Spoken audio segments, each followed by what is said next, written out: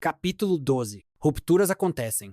O Walmart começou pequeno, como a Microsoft, como a Apple, como a General Electric e a Ford, e quase qualquer empresa de grande sucesso. Essas empresas não começaram com aquisição ou derivação, nem passaram a produzir em massa da noite para o dia. Quase toda companhia ou organização começa da mesma forma.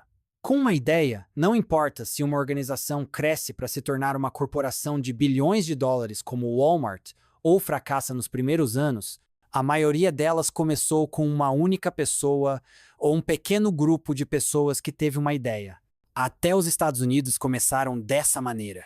No início, as ideias estão cheias de paixão. Essa emoção muito convincente que leva as pessoas a fazerem coisas bem irracionais, sacrifícios para dar vida a uma causa maior do que elas mesmas. Algumas largam a escola ou desistem de um ótimo emprego com bom salário e benefícios para seguir sozinhas. Outras trabalham horas e horas sem pensar duas vezes, às vezes sacrificando a estabilidade dos próprios relacionamentos ou mesmo sua saúde. Essa paixão é tão inebriante e excitante que pode também afetar quem está ao redor. Inspirados pela visão do fundador, muitos dos primeiros funcionários demonstram o comportamento clássico dos adotantes iniciais. Confiando em sua intuição, esses primeiros funcionários também abandonam seus ótimos empregos e aceitam salários menores para se juntar a uma organização que tem estatisticamente 90% de chance de fracassar. Mas as estatísticas não importam. O que reina é paixão e otimismo, além de uma grande energia. Como acontece com todos os adotantes iniciais, o comportamento de quem adere cedo diz mais sobre eles mesmos do que sobre as perspectivas da companhia. O motivo pelo qual tantos pequenos negócios fracassam, no entanto, é que a paixão sozinha não é capaz de sustentá-los. Para que a paixão sobreviva, é preciso estrutura. Um porquê sem um como, uma paixão sem estrutura, tem alta probabilidade de fracasso. Lembra do boom das empresas.com? Havia muita paixão, mas nem tanta estrutura. Os titãs em Endicott House, porém, não enfrentaram esse problema. Eles sabiam como construir os sistemas e os processos que fariam suas companhias crescerem.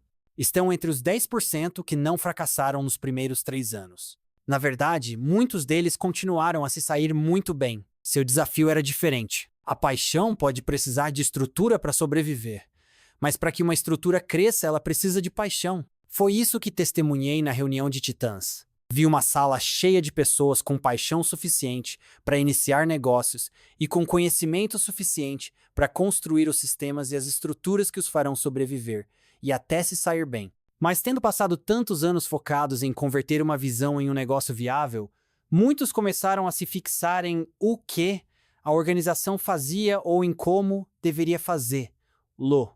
Debruçados sobre questões financeiras ou outros resultados facilmente mensuráveis, e fixando-se em como alcançar esses resultados tangíveis, eles deixaram de se concentrar no porquê que os havia levado a começar aquele negócio. Foi isso que aconteceu também no Walmart.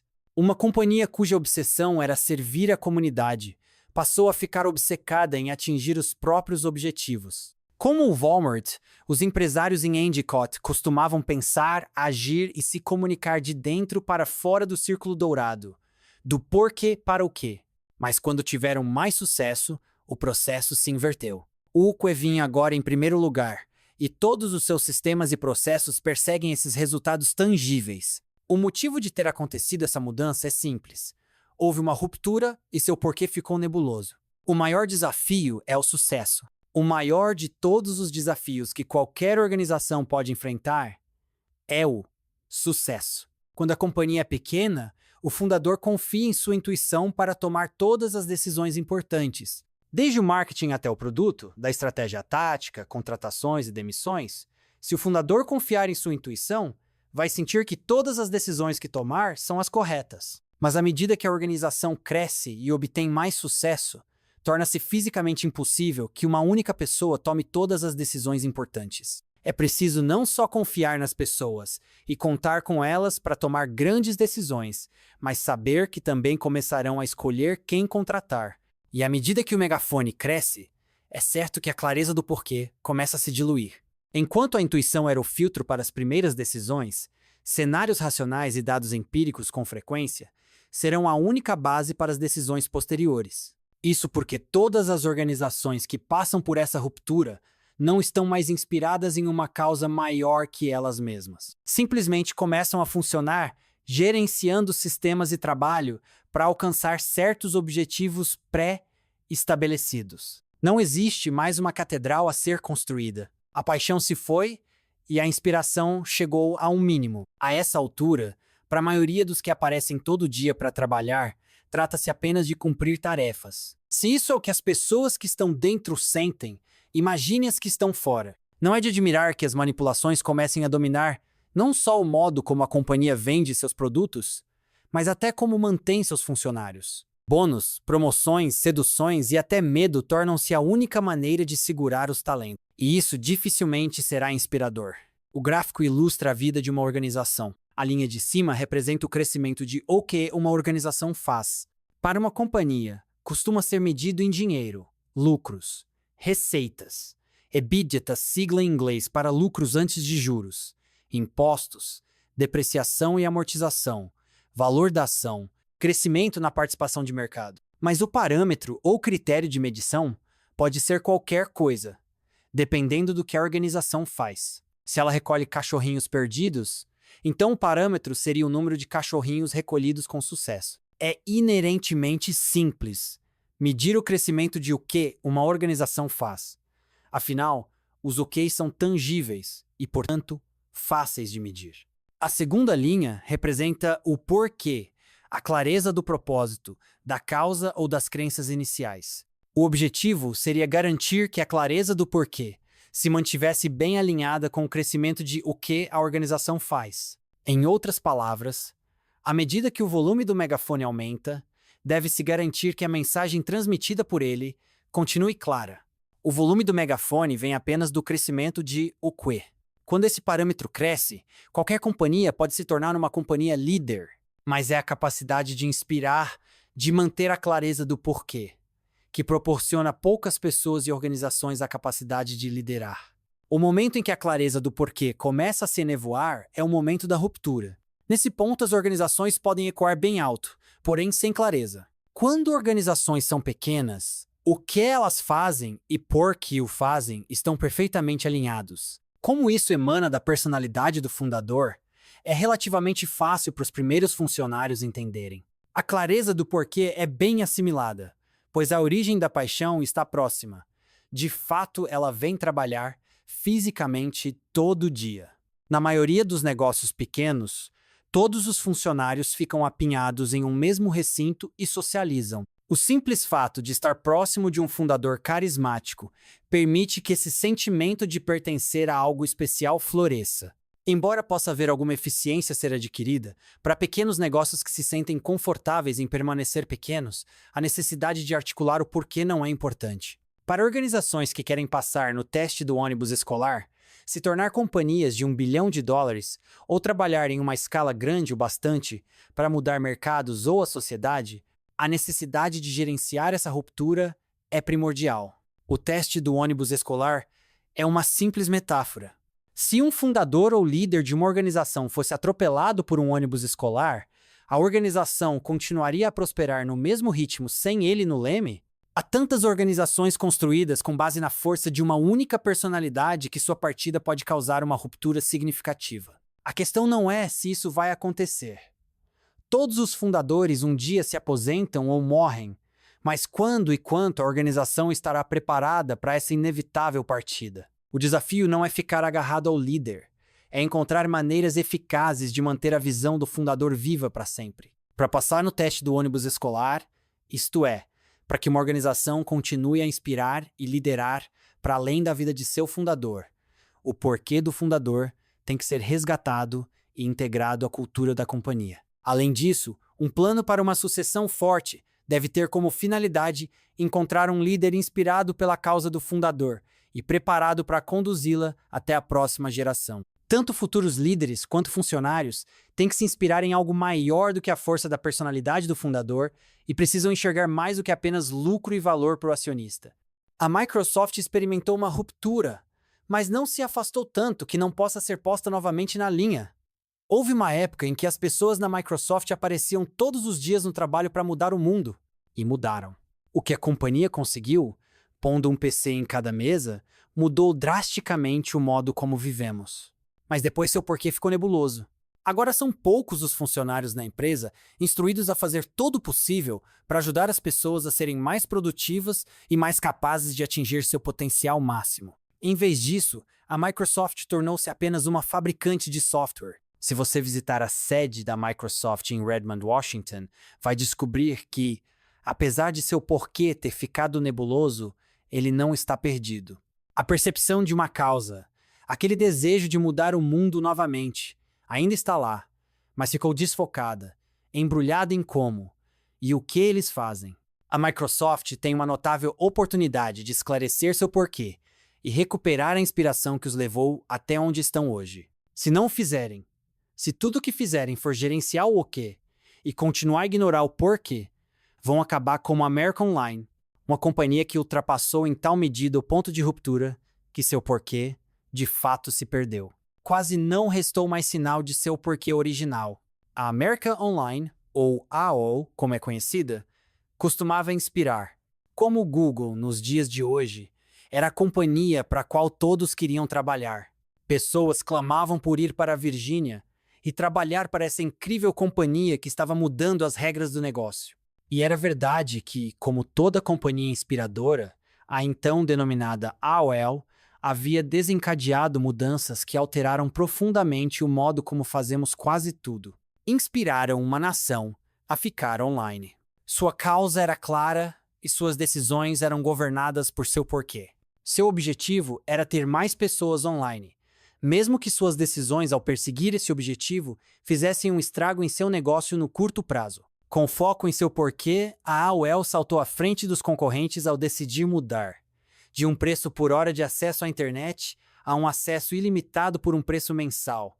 Decisão que gerou tanto tráfego que derrubou os servidores. Considerando esse impacto, a decisão não fora nem prática nem racional, mas foi a mais certa para ajudar a dar vida à sua causa.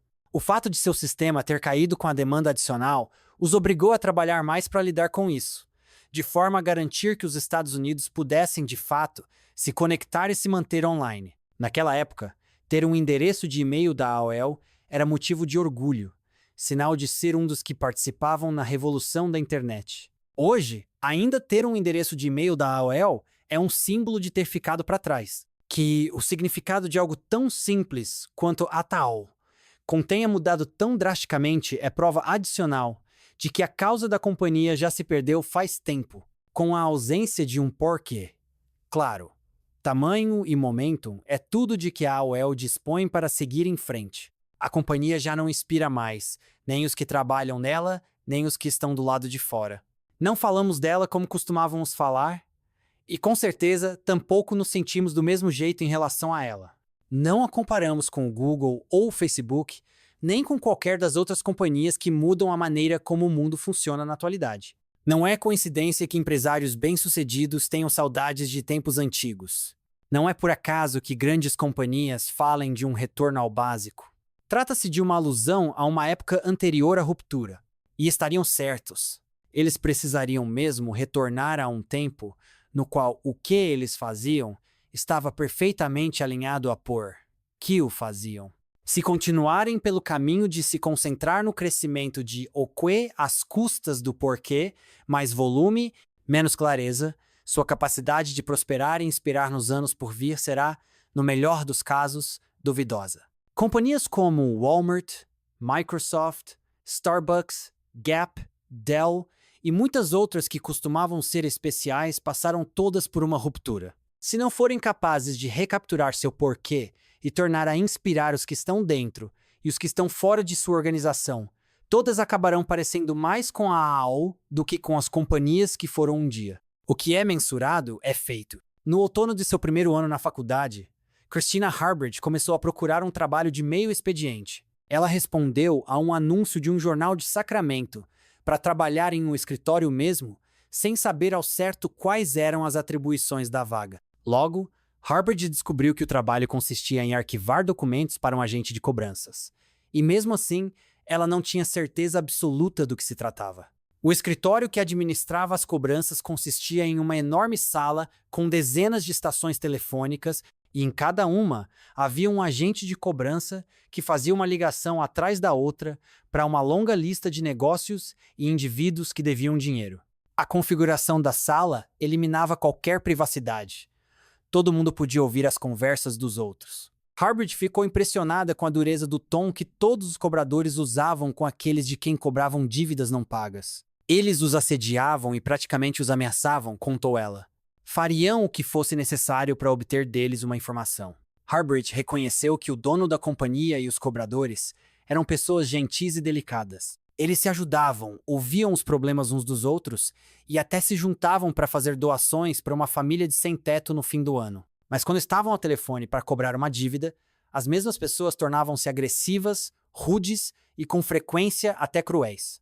Não porque fossem pessoas ruins, mas porque eram incentivadas a agir assim. Seu comportamento oficioso fazia perfeito sentido. O que é mensurado é feito, como diz o conhecido coach de vendas Jack Daly. E no mundo da cobrança de dívidas, os cobradores ganhavam bônus com base em quanto dinheiro conseguiam cobrar. Isso resultou em um setor, uma atividade que ameaça, achaca, caça e provoca. Não demorou muito para que Harbridge adotasse a mesma atitude quando falava com inadimplentes. Comecei a tratar as pessoas ao telefone da maneira como todos os outros no escritório tratavam, disse ela. Sentindo que o que ela fazia estava em total desequilíbrio com seu porquê, Harbridge decidiu que tinha que haver outro caminho. Enfiei na cabeça que criaria uma agência para cobrar dívidas de maneira gentil, revelou. As pessoas que estavam no negócio de cobranças consideraram Harbridge ingênua, quando não maluca, e talvez fosse mesmo. Em 1993, Harbridge se mudou para São Francisco e criou a própria firma de cobrança, a Bridgeport Financial, fundamentada na crença de que os agentes teriam mais sucesso tratando as pessoas com respeito e não as achacando. Ela fundou sua companhia com base em seu porquê. Cada um tem uma história e merece que ela seja ouvida. Sua abordagem era que seus agentes tentassem estabelecer uma afinidade com o devedor no outro lado da linha durante uma conversa de 3 minutos. O objetivo era tomar conhecimento de tudo quanto fosse possível sobre a situação da pessoa. Tinha meios para pagar a dívida? Honraria um plano de pagamento? O motivo de não ter pagado refletia uma situação de curto prazo? Nós queríamos que as pessoas nos dissessem a verdade, ela disse. Claro que temos um departamento legal, mas tentávamos evitar usá-lo. Harbridge sabia, porém, que, quaisquer que fossem suas intenções, se ela mensurasse os resultados da mesma forma que as outras companhias de cobrança, o resultado seria aquele mesmo comportamento terrível. Ela criou, então, um jeito totalmente novo de incentivar as pessoas. Descobriu um meio de mensurar o porquê. Na Bridgeport Financial, os bônus não eram concedidos de acordo com a quantia cobrada, mas com base em quantos cartões de obrigado seus agentes enviavam. É mais difícil do que parece. Enviar um cartão agradecendo a alguém pelo tempo que passou falando ao telefone exige algumas coisas. Primeiro, Harbridge tinha que contratar pessoas que acreditassem no que ela acreditava, pessoas que se encaixassem. Se seus funcionários não acreditassem que todo mundo merece ser ouvido, não teria funcionado. Somente a contratação de pessoas que entendessem essa visão seria capaz de criar uma situação que levasse ao envio de um cartão de agradecimento, embora o objetivo da ligação fosse cobrar dinheiro. Harbridge mensurou o porquê da existência de sua companhia, em vez de o que ela fazia, e o resultado foi uma cultura na qual a compaixão era valorizada acima de tudo. Mas e quanto aos outros resultados? E quanto aos resultados financeiros, esses que a maior parte dos negócios persegue em primeiro lugar? A Bridgeport Financial arrecadava 300%, mais do que a média do setor de cobranças. Além disso, a maior parte das pessoas e das companhias que estavam sendo cobradas acabava fazendo mais negócios com a companhia original, aquela que contratara a agência que estava cobrando delas. Isso é algo quase sem precedente no setor de cobrança. O negócio de Harbridge teve sucesso não só por ela saber por que estava fazendo o que fazia, mas porque descobriram um meio de medir, de avaliar o porquê. O crescimento da companhia ecoava alto, e sua causa era clara. Ela começou pelo porquê, e o resto foi consequência. A maioria das organizações utiliza hoje parâmetros muito claros para rastrear o progresso e o crescimento de o que fazem. Em geral, é o dinheiro. Infelizmente, temos formas de mensuração muito precárias para garantir que o porquê fique claro. Duane Honoré, Já administra há 10 anos a própria companhia de construção comercial em Baton Rouge, Louisiana, um negócio que aprendeu com seu pai. Líder com profundo senso de propósito, ele concebeu há alguns anos um brilhante sistema para assegurar que seus valores sejam reforçados na cultura de sua companhia. Ele imaginou como mensurar algo sobre o qual a maioria das pessoas fala, mas nada faz: o equilíbrio entre o trabalho e a vida pessoal. Honoré acredita que as pessoas não deveriam passar o tempo todo trabalhando. Elas deveriam trabalhar para passar mais tempo com a família. Todo funcionário na Honoré Construction deve bater o ponto ao entrar pela manhã e ao sair à tarde. Mas tem uma pegadinha. Eles têm que bater o ponto ao entrar entre 8h e 8h30 e ao sair entre 17h e 17h30. Se ficarem mais do que isso, são excluídos da lista de bônus. Como os funcionários sabem que têm que ir embora no máximo às 17h30, o tempo desperdiçado foi reduzido a um mínimo. A produtividade é alta e a rotatividade baixa. Considere tudo o que você faz na véspera das férias. Agora, imagine que todo dia é assim. Foi assim que Duane Honoré imaginou como fazer. Como ele concebeu um meio de mensurar um valor para algo que ele preza, conseguiu que esse valor fosse adotado. E o mais importante, como as ações de Honoré passam pelo teste do AIPO, os outros podem ver com muita clareza em que ele acredita. O dinheiro é um parâmetro legítimo para mercadorias vendidas ou serviços prestados, mas não é um cálculo de valor. Só o fato de alguém ganhar muito dinheiro não significa necessariamente que esteja fornecendo muito valor. Da mesma forma, só porque alguém ganha pouco dinheiro não significa necessariamente que forneça pouco valor. Medir apenas o número de mercadorias vendidas ou o dinheiro gerado não é uma indicação de valor. Valor é um sentimento, não um cálculo. É uma percepção. Pode-se tentar argumentar que um produto cheio de penduricalhos que é vendido por menos tem maior valor. Mas por qual critério? Meu tio trabalhava com raquetes de tênis. Suas raquetes eram produzidas na mesma fábrica que as raquetes de marca conhecida, com o mesmo material, na mesma máquina. A única diferença era que quando as raquetes do meu tio saíam da linha de montagem, não se acrescentava a logomarca da fabricante famosa no produto. As raquetes do meu tio, no mesmo grande varejista, ficavam ao lado das daquela marca e eram vendidas por um preço menor. Mês após mês, as raquetes de marca vendiam mais do que as genéricas. Por quê? Porque as pessoas percebiam um valor maior nas raquetes com a marca e achavam justo pagar um extra por essa percepção. Em uma escala estritamente racional, as raquetes genéricas ofereciam um valor maior. Porém, repetindo, valor é percepção, não cálculo. E essa é a razão pela qual as companhias fazem tanta questão de investir em sua marca. Mas uma marca forte, como todos os outros fatores intangíveis que contribuem para a percepção de valor, começa com um claro senso de porquê. Se as pessoas que estão fora do megafone compartilharem seu porquê, e se você for capaz de comunicar com clareza aquela crença em tudo o que diz e faz, surge confiança e percebe-se valor. Quando isso acontece, compradores fiéis sempre vão racionalizar o extra que pagam, ou a inconveniência por que passam para ter aquele sentimento. Para eles, esse sacrifício de tempo ou dinheiro vale a pena. Tentam explicar que sua percepção de valor vem da qualidade, dos recursos ou de algum outro elemento fácil de apontar. Mas não vem. Esses são fatores externos. E o sentimento que os compradores experimentam se origina dentro deles. Quando as pessoas podem apontar para uma companhia e expressar claramente em que ela acredita usando palavras que não têm a ver com preço, qualidade, serviço e recursos, isso é uma prova de que a companhia passou com sucesso pela ruptura. Quando as pessoas descrevem o valor que elas percebem usando palavras viscerais e entusiasmadas como amor, é um sinal seguro de que existe um claro senso de porquê. Boas sucessões mantêm vivo o porquê. Faltavam 3 palavras no discurso de despedida de Bill Gates quando fez o anúncio oficial de que estava deixando a Microsoft, em junho de 2008. 3 palavras que ele, provavelmente, nem sequer imaginou que precisassem ser ditas ali. Eu vou voltar.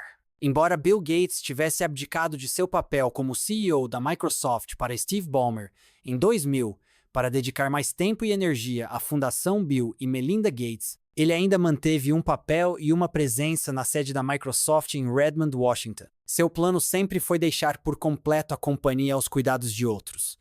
Mas, como muitos fundadores, Gates se esqueceu de fazer algo que permitiria que seu plano funcionasse. Esse único descuido teve um impacto devastador na Microsoft e chegou até a exigir que ele voltasse um dia para redirecionar o navio que tinha construído. Bill Gates é especial, não apenas por causa de sua inteligência ou seu estilo de gerenciamento. Embora importantes, essas duas coisas sozinhas não são a fórmula para a construção, a partir do zero, de uma corporação de 60 bilhões de dólares. Como todo líder visionário, Bill Gates é especial porque materializa aquilo em que acredita. Ele é a personificação do porquê da Microsoft. E por esse motivo, ele serve como farol, fisicamente, um lembrete de por que todos vão trabalhar. Quando Gates fundou a Microsoft com Paul Allen em 1975, fez isso para fazer avançar uma grande causa.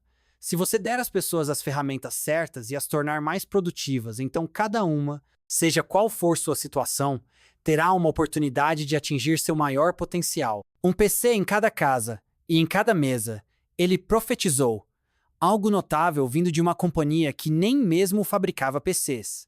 Ele viu o PC como um grande equalizador. O software de maior sucesso da Microsoft, o Windows, permitiu que todos tivessem acesso à tecnologia.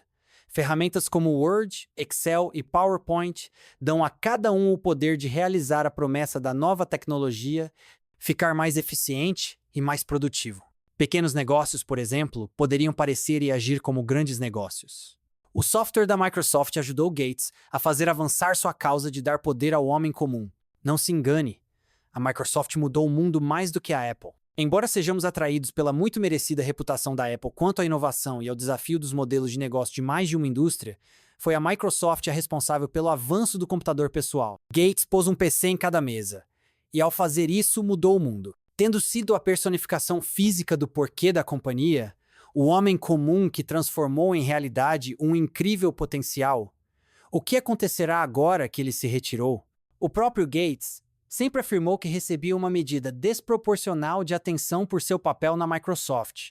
Grande parte dela, é claro, por causa de sua excepcional fortuna. Como todos os líderes inspirados, ele reconhece que seu papel é liderar a causa, mas serão outros os responsáveis por dar vida à causa. Martin Luther King não poderia mudar os Estados Unidos atravessando uma ponte em Selma, Alabama, com 5 proeminentes líderes da causa pelos direitos civis. Foram necessárias milhares de pessoas marchando atrás deles para provocar a mudança. Gates reconhece a necessidade de muitas pessoas para que se produza uma mudança real, mas esqueceu que todo movimento eficaz, social ou de negócios, precisa de um líder que marche na frente, pregando a visão e lembrando as pessoas por que estavam lá para começo de conversa. Embora King precisasse atravessar a ponte de Selma em sua marcha para Montgomery, era o significado da travessia da ponte que importava. Nos negócios acontece da mesma forma.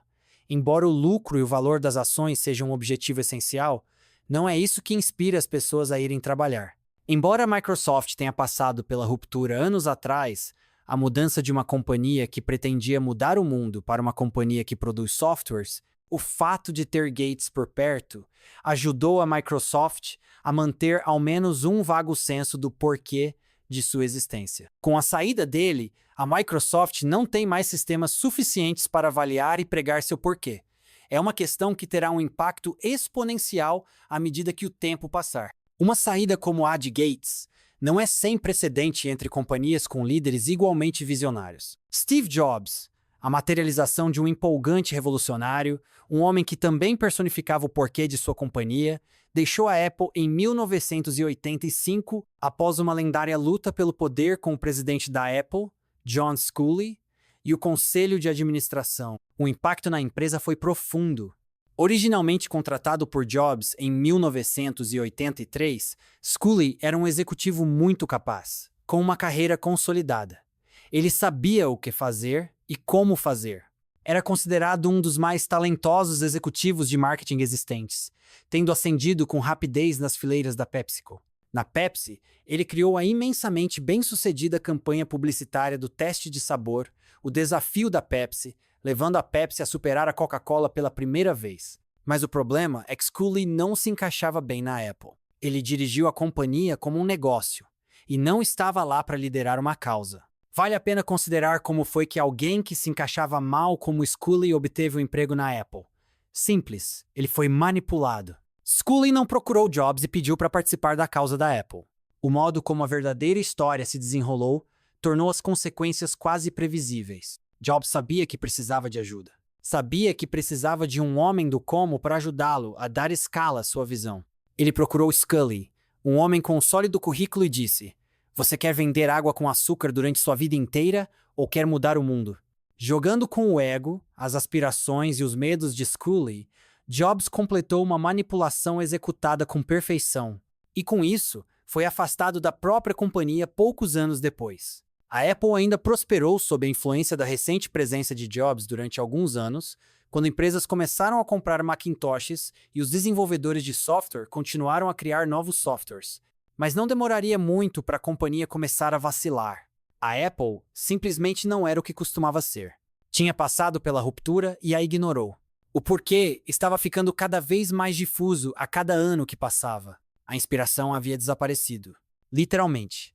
Com um executivo capaz como Scully dirigindo o negócio, não havia quem liderasse a causa. Os novos produtos seriam menos revolucionários e mais evolucionários, reportou a revista Fortune na época.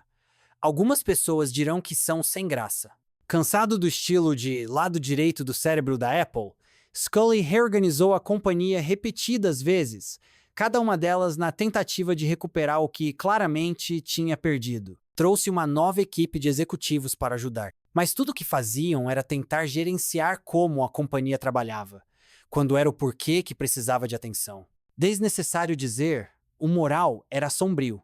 Somente quando Jobs voltou, em 1997, todos, dentro e fora da companhia, foram lembrados de por que a Apple existia.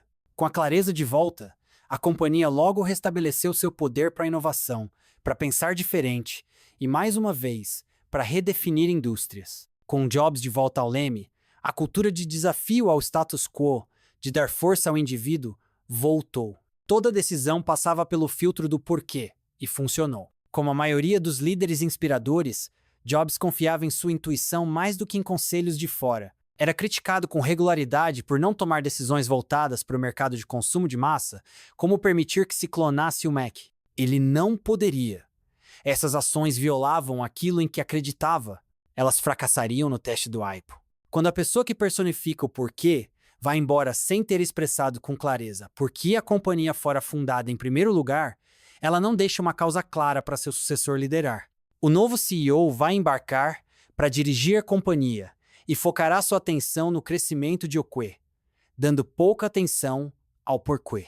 Pior, pode tentar implementar a própria visão sem considerar a causa que originalmente inspirou a maioria das pessoas a se apresentarem para o trabalho. Nesses casos, o líder pode estar indo contra a cultura da companhia, em vez de liderar ou construir com base nela. O resultado é um moral enfraquecido, êxodo em massa, mau desempenho e uma lenta e constante transição para uma cultura de desconfiança e de cada um por si. Isso aconteceu na Dell. Michael Dell também tinha uma causa quando fundou sua companhia. Desde o início, ele se concentrou em eficiência como meio de se ter mais poder de computação em um número maior de mãos. Infelizmente, foi uma causa da qual ele também esqueceu, e por isso não a comunicou com clareza suficiente ao deixar de ser o CEO da Dell Corp em julho de 2004. Depois que a companhia começou a se enfraquecer, o serviço ao consumidor, por exemplo, despencou. Com menos de 3 anos afastado, ele teve que voltar. Michael Dell reconheceu que sem sua presença para manter a energia focada na razão pela qual a Dell fora fundada, a companhia ficara mais obcecada com o quê em detrimento do porquê. A companhia estava focada demais no curto prazo, e o equilíbrio entre prioridades estava se inclinando demais para coisas que produzem resultados de curto prazo. Essa foi a causa principal, disse Dell ao The New York Times em setembro de 2007. De fato, a companhia havia se tornado tão disfuncional que alguns gerentes foram levados a falsificar relatórios de receitas entre 2003 e 2006 para atender às metas de vendas, sugerindo uma cultura corporativa com uma pressão excessiva sobre os gestores para o cumprimento de metas de resultado líquido de vendas. Enquanto isso, A companhia não tinha acompanhado importantes mudanças no mercado, em particular a do potencial do mercado de consumo, e também perdera sua posição junto aos fornecedores de componentes. Em 2006, a Hewlett-Packard superou a Dell como maior vendedora de PCs no mundo todo. A Dell tinha passado pela ruptura e não conseguiu identificar o motivo de não ser mais a companhia que costumava ser. A Starbucks é outro bom exemplo. Em 2000, Howard Schultz renunciou ao cargo de CEO e pela primeira vez em sua história, e apesar dos 50 milhões de clientes por semana, a companhia começou a rachar. Se você recapitular a história da Starbucks, verá que ela prosperou não graças ao seu café, mas pela experiência que oferecia aos clientes. Foi Schultz quem trouxe o porquê à companhia quando chegou, em 1980, e 10 anos depois de Gordon Boker, Jerry Baldwin e Zev Siegel terem começado vendendo café em grãos em Seattle. No início, tratava-se apenas de café. Schultz, frustrado porque os fundadores da Starbucks não conseguiam ter uma visão mais ampla, começou a pôr a companhia em um novo curso, o que no fim transformou a Starbucks na companhia que hoje conhecemos. Schultz tinha ficado encantado com os bares de café expresso da Itália e teve a visão de construir um ambiente confortável para pessoas entre seu trabalho e sua casa. O terceiro espaço, como ele o chamou, o que propiciou a Starbucks criar, sozinha, nos Estados Unidos, uma cultura de cafeteria que até então só existia nos campi universitários. Foi uma época na qual a Starbucks representava uma ideia. Refletia uma crença subjacente a respeito do mundo. Era a ideia que as pessoas compravam, não simplesmente o café, e era inspiradora. Mas a Starbucks, como tantos antes dela, passou pela inevitável ruptura. Ela também se esqueceu do porquê de ter sido fundada e começou a se concentrar nos resultados e nos produtos. Houve um tempo em que a Starbucks oferecia a opção de tomar seu café em uma xícara de cerâmica e de comer seu doce de massa folhada em um pratinho de cerâmica. 2 detalhes perfeitos que ajudaram a dar vida à crença da companhia de ser um lugar entre o trabalho e a casa. Mas manter louças de cerâmica é caro, e a Starbucks se livrou dela em favor dos mais eficientes copos de papel. Embora fosse uma economia, teve um custo, a erosão da confiança. Nada diz mais a um cliente: "Nós amamos você, agora deu fora", do que um copo de papel. Já não era mais o terceiro espaço, tornou-se mais um café. O porquê da Starbucks estava ficando nebuloso. Felizmente, Schultz estava lá, a personificação do porquê, para lembrar as pessoas qual era a causa maior. Mas em 2000 ele se retirou, e as coisas pioraram. A companhia tinha crescido de menos de 1.000 lojas para 13 mil em apenas 10 anos. 8 anos e 2 CEOs depois, a companhia estava perigosamente expandida demais justo quando enfrentava um ataque de concorrentes como McDonald's, Dunkin' Donuts e outros estabelecimentos inesperados. Em um agora famoso memorando que Schultz escreveu a seu sucessor, Jim Donald, alguns meses antes de voltar a empunhar o leme, ele implorou que Donald fizesse as mudanças necessárias para evocar o legado, a tradição e a paixão que todos temos pela verdadeira experiência da Starbucks. O motivo de a companhia estar tropeçando não era ter crescido rápido demais, mas o fato de que Schultz não havia infundido adequadamente seu porquê na organização de modo que ela pudesse gerenciá-lo sem ele. No início de 2008, Schultz substituiu Donald por um líder que pudesse dirigir melhor a companhia de volta a uma época anterior à ruptura. Ele mesmo. Nenhum desses executivos é considerado dotado de um dom divino para o gerenciamento. A paranoia de Steve Jobs, por exemplo, foi bem documentada, e Bill Gates era socialmente desastrado. As companhias deles têm vários níveis compostos por milhares de pessoas, e eles sozinhos não são capazes de puxar todas as cordinhas ou apertar todos os botões para fazer tudo funcionar como tem que ser. Eles confiam na inteligência e na aptidão gerencial de equipes para que os ajudem a construir seus megafones. Confiam em pessoas que compartilham sua causa. Quanto a isso, não são diferentes de outros executivos. Mas o que todos têm em comum, algo que nem todo executivo possui, é o fato de personificarem a causa em torno da qual construíram suas companhias. Sua presença física lembra a cada executivo e a cada funcionário por que eles vão trabalhar. Dito de maneira simples, eles inspiram. No entanto, como Bill Gates, esses líderes inspiradores não expressaram sua causa em palavras de maneira adequada para que outros pudessem conduzi-la em sua ausência. Não conseguir definir o movimento em palavras os faz ser os únicos capazes de liderá-lo. O que acontece quando Jobs, Dell ou Schultz saem de cena? Para companhias de qualquer tamanho, ter sucesso é o maior desafio. À medida que a Microsoft crescia, Gates parou de falar daquilo em que acreditava e em como iria mudar o mundo e começou a falar sobre como a companhia estava se saindo. A Microsoft mudou. Fundada como uma companhia que acreditava em permitir as pessoas serem mais produtivas para que pudessem atingir seu máximo potencial, tornou-se uma companhia que apenas fabricava softwares. Uma mudança aparentemente tão sutil afeta comportamentos, altera decisões e impacta o modo como uma companhia se estrutura para o futuro. Embora a Microsoft tenha mudado desde sua fundação, o impacto não era tão grande porque Bill Gates estava lá, a personificação física da causa que inspirava seus executivos e funcionários. A Microsoft é apenas uma das coisas tangíveis que Gates fez em sua trajetória para dar vida à sua causa. A companhia é um dos OKs para seu porquê. E agora, ele está fora da companhia, para fazer outra coisa que também incorpora sua causa, usar a Fundação Gates para ajudar pessoas em todo o mundo a acordar todos os dias para superar obstáculos, de modo a também terem uma oportunidade de atingir seu potencial. A única diferença é que ele não está mais fazendo isso com softwares. Steve Ballmer é um homem inteligente e capaz sob todos os aspectos, mas que não personifica fisicamente a visão de mundo de Gates. Sua imagem é a de um poderoso executivo que vê números, concorrentes e mercados.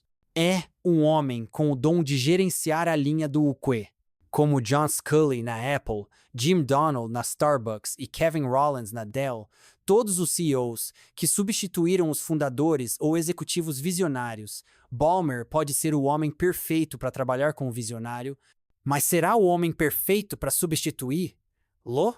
A cultura de todas essas companhias foi inteiramente construída em torno da visão de um homem. O único plano de sucessão que vai funcionar é encontrar um CEO que acredite nessa visão e queira continuar a liderar esse movimento, e não substituí-lo por sua própria visão de futuro. Ballmer sabe como conduzir a companhia, mas poderia inspirá-la?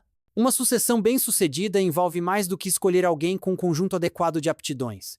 Envolve encontrar alguém que esteja sintonizado com a causa original em torno da qual a companhia foi fundada. Um grande segundo ou terceiro CEO não assume o leme para implementar sua própria visão de futuro. Ele toma a bandeira original e conduz a companhia para a próxima geração. Por isso dizemos que é sucessão, não substituição. Há uma continuidade de visão. Um dos motivos de a Southwest Airlines ter se saído bem na sucessão é o fato de sua causa estar tão entranhada em sua cultura que os CEOs que assumiram depois de Herb Kelleher também a incorporaram. Howard Putnam foi o primeiro presidente da Southwest depois de Kelleher. Embora fosse um homem de carreira no setor aéreo, não foi seu currículo que o fez ser tão adequado para liderar a companhia. Ele se encaixava bem. Putnam lembra quando se encontrou com Kelleher na entrevista para o cargo. Putnam recostou-se em sua cadeira e reparou que Kelleher tinha descalçado os sapatos por baixo da mesa. E mais, Putnam notou um furo em uma das meias de Kelleher. Foi aí que sentiu que era o homem certo para o cargo. Ele adorou o fato de Kelleher ser como todo mundo. Ele também tinha furos nas meias. Embora Putnam tivesse sentido que a Southwest era o emprego certo para si, como saber se ele era o homem certo para a Southwest? Eu tive a oportunidade de passar metade de um dia conversando com Putnam. A certa altura da tarde, sugeri que fizéssemos uma pausa para ir a uma Starbucks. A mera sugestão o exasperou. Eu não vou à Starbucks. Ele explodiu. Não vou pagar $5 por uma xícara de café. E que troço é esse de frappuccino afinal? Foi então que me dei conta de como Putnam se encaixava perfeitamente na Southwest. Ele era um homem comum. Um homem perfeito para receber a tocha de Kelleher e levar-la adiante. A Southwest o inspirava. No caso de Howard Putnam, Kelleher contratara alguém que era capaz de representar a causa, não de reinventar plano. Hoje, isso está tão entranhado na cultura que é quase automático. O mesmo poderia ser dito de Colin Barrett, que se tornou presidente da Southwest em 2001, 30 anos depois de ter trabalhado como secretária de Kelleher em sua firma de advocacia em San Antônio. Em 2001, a companhia tinha cerca de 30 mil funcionários e uma frota de 344 aviões. Na época em que assumiu a presidência, Barrett disse que dirigir a companhia tinha se tornado um esforço muito coletivo.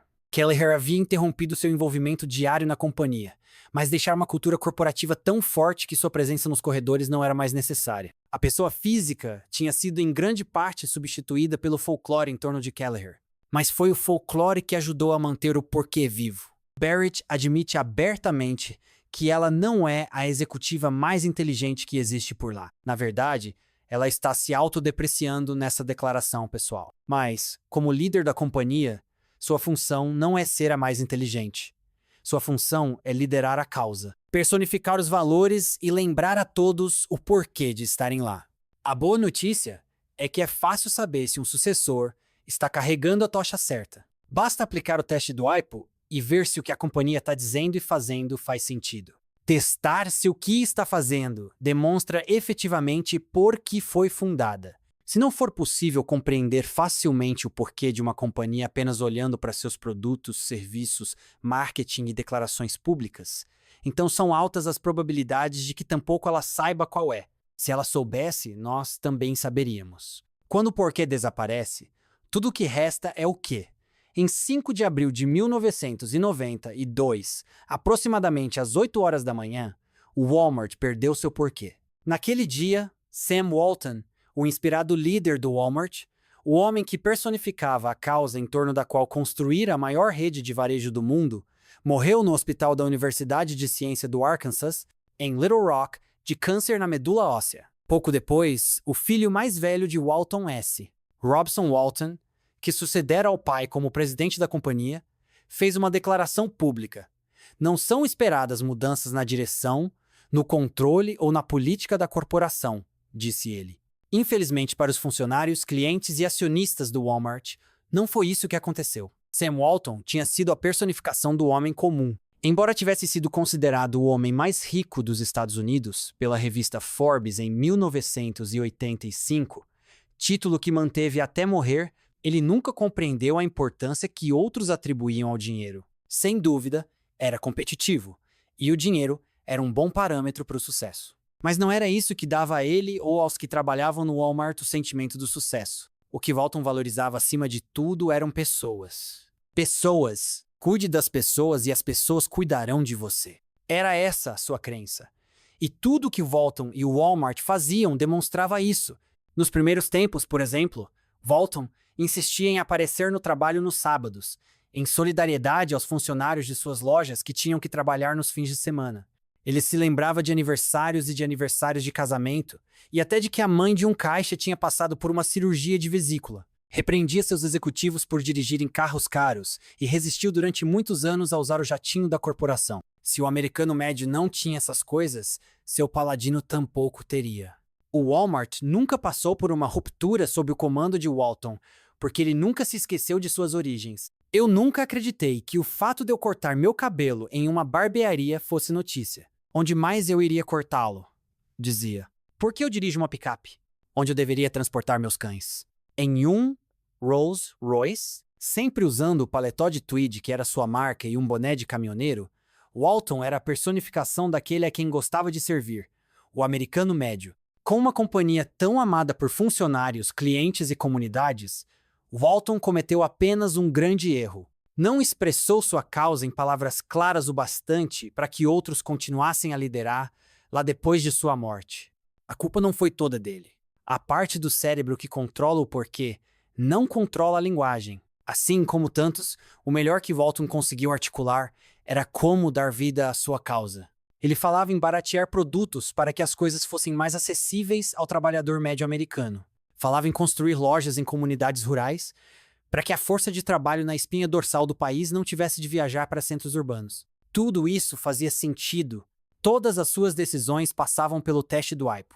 No entanto, nada era dito quanto ao porquê que dera sustentação à construção da companhia. Walton esteve envolvido com sua companhia até pouco antes de sua morte, quando sua saúde em declínio impediu que continuasse a participar.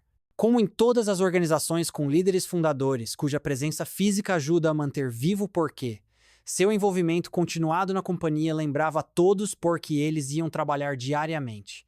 Ele inspirava as pessoas ao seu redor. Da mesma forma que a Apple funcionou sob os eflúvios da presença de Steve Jobs durante alguns anos após ele ter deixado a companhia, o Walmart lembrou-se de Sam Walton e de seu porquê durante algum tempo depois de sua morte.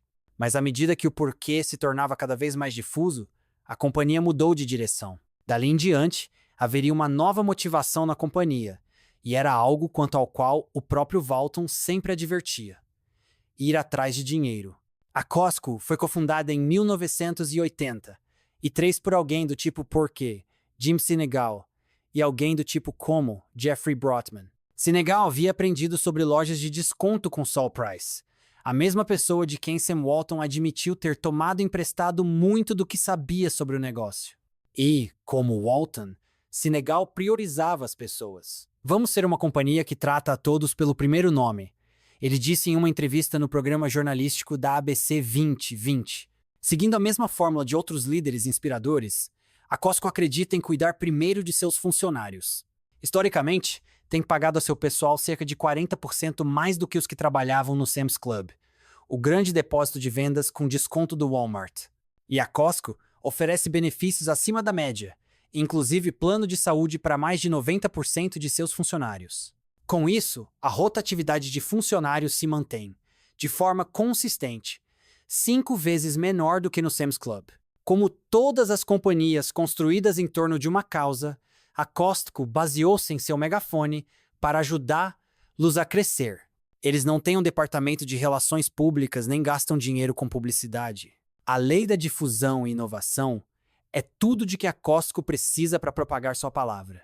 Imagine que você tem 120 mil embaixadores fiéis lá fora, que sempre dizem coisas boas sobre você, graceja Sinegal, reconhecendo que o valor da lealdade de seus funcionários é maior do que o da publicidade e de ações de relações públicas. Durante anos, analistas de Wall Street criticaram a estratégia da Costco de gastar tanto com seu pessoal, em vez de cortar custos para aumentar as margens e beneficiar o valor das ações. Wall Street teria preferido que a companhia se concentrasse em o que fazia, em detrimento de por que o fazia. Um analista do Deutsche Bank disse à revista Fortune: a Costco continua a ser uma companhia que atende melhor ao membro do clube e ao funcionário do que ao acionista. Felizmente, Sinegal confia mais em sua intuição do que nos analistas de Wall Street.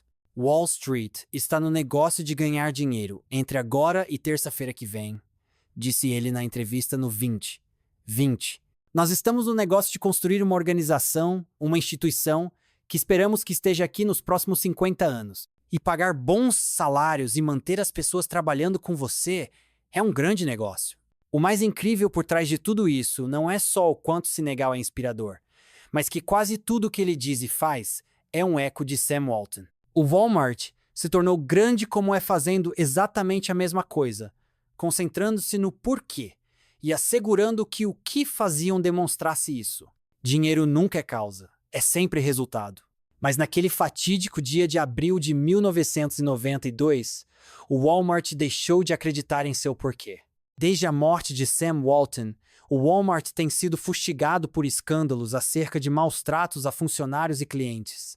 Tudo em nome do valor para os acionistas. Seu porquê ficou tão difuso que, mesmo quando agem do jeito certo, poucos estão dispostos a lhes dar o crédito. Por exemplo, a companhia foi uma das primeiras corporações a desenvolver uma política ambiental destinada a reduzir o desperdício e estimular a reciclagem. Mas os críticos do Walmart haviam se tornado tão céticos quanto as motivações da companhia que essa ação foi descartada como sendo apenas de fachada. O Walmart vem trabalhando há vários anos para melhorar sua imagem e amenizar seu impacto no meio ambiente, lia-se em uma coluna publicada no site do The New York Times em 28 de outubro de 2008.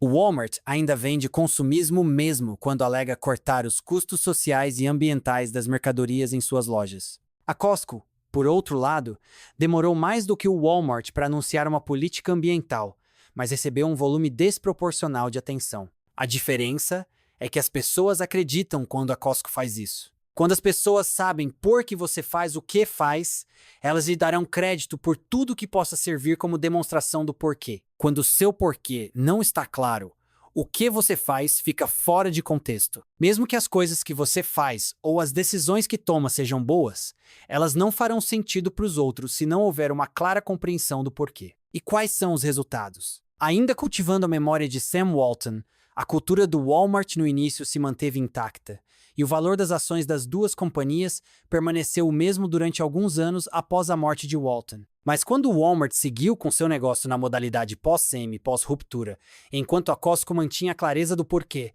a diferença entre os valores mudou dramaticamente. Um investimento no Walmart no dia em que Sam morreu daria ao acionista um ganho de 300% na época em que este livro foi escrito. Um investimento feito na Costco no mesmo dia teria um ganho líquido de 800%. A vantagem da Costco é que a personificação de seu porquê, Jim Sinegal, ainda está lá. As coisas que ele diz e faz ajudam a reforçar em todos que o cercam a razão de ser da companhia. Sendo coerente com seu porquê, Sinegal tem um salário anual de $430 mil.